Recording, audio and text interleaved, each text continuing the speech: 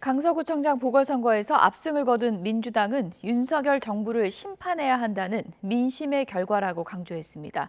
국민의힘은 특단의 대책을 강구하겠다면서 고개를 숙였습니다. 취재기자 연결해 보겠습니다. 권남기 기자.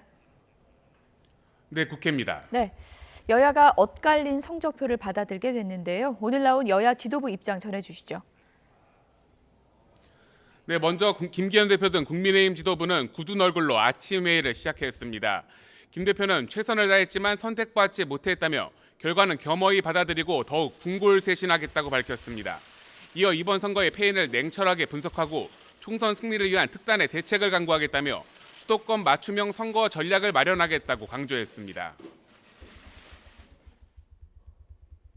우리 당이 약세인 지역과 또 수도권 등에서 국민들의 마음을 더 많이 얻을 수 있도록 맞춤형 대안을 마련하겠습니다.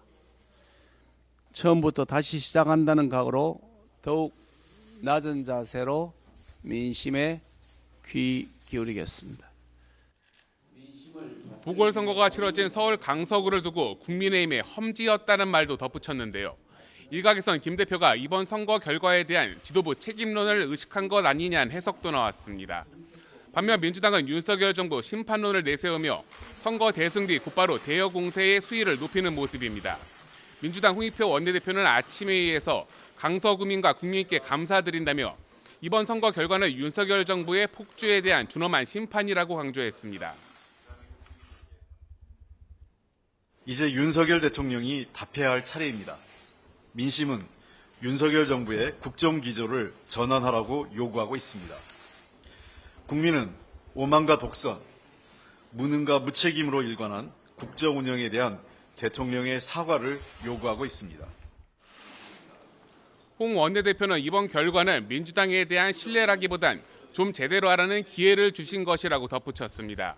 오염수 관련 정부 용역 보고서 고의 누락 의혹이나 양평 고속도로 관련 논란 등을 언급하며 현재 진행 중인 국정감사에서 대여 공세를 더욱 강화할 것을 예고했습니다. 이런 가운데 민주당 내부에선 구속영장 기각에 이어 이번 선거를 계기로 이재명 대표 체제가 더욱 공고해질 것이란 전망이 나옵니다. 네, 국정감사 일정도 이어질 텐데 오늘은 어떤 부분이 쟁점이 될까요? 네, 먼저 관세청과 조달청, 통계청을 대상으로 감사를 벌이는 기재위에선 전임 정부 당시 통계 조작 의혹을 두고 여야의 충돌이 예상됩니다. 특히 최근 검찰이 관련 수사에 착수하는 등 통계 조작 의혹을 둘러싼 논란이 갈수록 커지는 만큼 공방이 치열할 전망입니다. 국방위는 합참 등을 대상으로 국정감사를 진행합니다. 이스라엘과 하마스의 무력 충돌을 계기로 북한의 기습 공격 시나리오 등에 대한 점검이 이뤄질 것으로 보이는데요.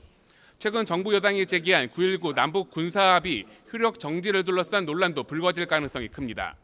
여기에 해수부 대상 농해수위 국감과 원자력 안전위원회 대상 과방위 국감에선 어제에 이어 일본 원전 오염수 방류 관련 공방이 이어질 전망입니다.